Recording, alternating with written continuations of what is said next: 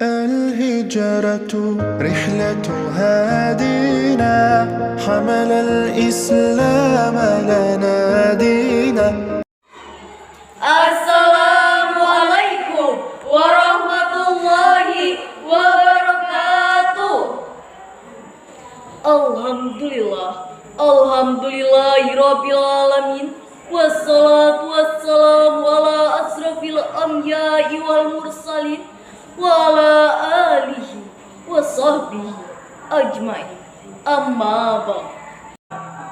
Dewan juri yang kami hormati dan teman-teman sekalian, menurut Syekh Muhammad Al-Jauzi dalam tafsirnya Zadul Masid fi Ilmi Tafsir Juz 4 halaman 12 menjelaskan bahwa adillah adalah al-qada'i bil haq, menetapkan hukum dengan benar.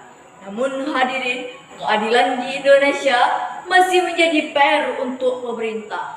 Pasca reformasi beberapa tahun yang silam, pemerintah dianggap belum dapat menegakkan keadilan untuk rakyat Indonesia. Kita tahu bahwa lembaga penegakan hukum, mulai dari kepolisian, kejaksaan maupun keadilan, sudah berupaya keras, namun hukum tajam ke bawah dan tumpul ke atas. Pantas hadirin, kalau hidup rakyat tidak teratur, kepribadian bangsa semakin luntur, nama baik negara semakin hancur. Itu semua disebabkan karena keadilan di negara kita belum berkembang subur. Untuk itu hadirin, menegakkan supremasi hukum yang berkeadilan adalah tema yang akan kami sampaikan dalam rujukan Al-Quran Surah Al-Ma'idah ayat 8 berikut ini. A'udzu billahi minasy syaithanir rajim.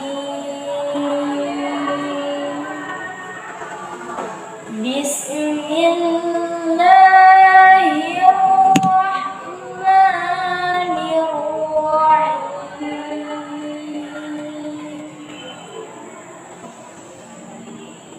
Ya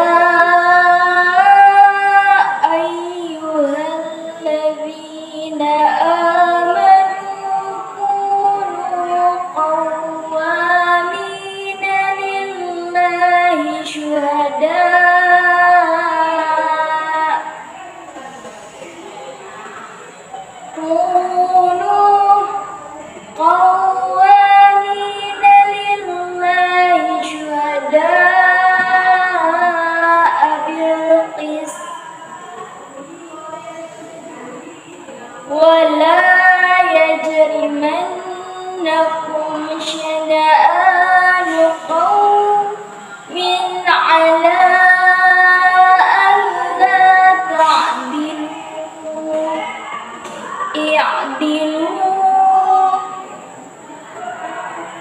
هو أقرب للتقوى واتقوا الله Inna Allah khabirum bima ta'malun. Sadaqallahul azim. Hamba berlindung kepada Allah dari godaan syaitan yang terkutuk dengan menyebut nama Allah yang Maha Pengasih lagi Maha Penyayang. Wahai orang-orang yang beriman, jadilah penegak keadilan, karena Allah ketika menjadi saksi dengan adil. Dan janganlah kamu membenci suatu kaum sehingga kamu berlaku tidak adil. Berlaku adillah, karena adil itu lebih dekat kepada takwa.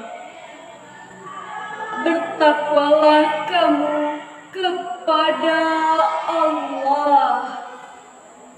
Sungguh Allah Maha mengetahui terhadap apa yang kamu kerjakan. Maha benar Allah dengan segala firman-Nya. Untuk itu, Umar bin Khattab Khalifah kedua memberikan teladan dan mempraktekkan bagaimana berlaku seadil-adilnya tanpa pilih kasih. Kemudian At-Tabari menerangkan tentang keadilan. Adil adalah hukum dari Allah Subhanahu wa Ta'ala yang telah diturunkan dalam Al-Quran dan diterangkan oleh Rasul-Nya. Janganlah kamu berlaku sewenang-wenang dan berlaku aniaya. Hadirin sekalian yang berbahagia, keadilan merupakan asas kepemimpinan. Ia adalah asal dari dasar-dasar hukum di dalam Islam. Wajib ada dalam masyarakat sosial agar yang lemah dapat mengambil haknya dan yang kuat tidak merampas dari yang lemah. Hadirin sekalian yang berbahagia, beberapa contoh kasus yang masih menjadi perbincangan di kalangan masyarakat sebagai tolak ukur berlakunya ideologi Pancasila di negara Indonesia. Sebagai tolak ukur berlakunya ideologi Pancasila di negara Indonesia dan sebagai penyuruh rasa keadilan adalah yang pertama, masalah mengenai kemiskinan. Kemiskinan di Indonesia terjadi karena sebagian oknum pemerintah yang tidak memperhatikan masyarakat jelata. Karena pemerintah menganggap kemiskinan jauh lebih penting dan lebih menarik bagi mereka. Hal inilah yang membuat masyarakat Indonesia semakin menurun. Yang kedua, masalah pendidikan. Di dalam pasal 31 ayat 1 dijelaskan bahwa tiap-tiap warga negara berhak mendapatkan pendidikan. Namun kenyataannya masyarakat Indonesia belum mendapatkan pendidikan yang layak. Untuk itu, harapan kami pemerintah dapat menegakkan keadilan dengan seadil-adilnya agar masyarakat Indonesia mendapat keadilan yang layak. Sebelum kami tutup, dengarlah pantun berikut ini. DPR menggunakan dasi. Cukup sekian dan terima kasih.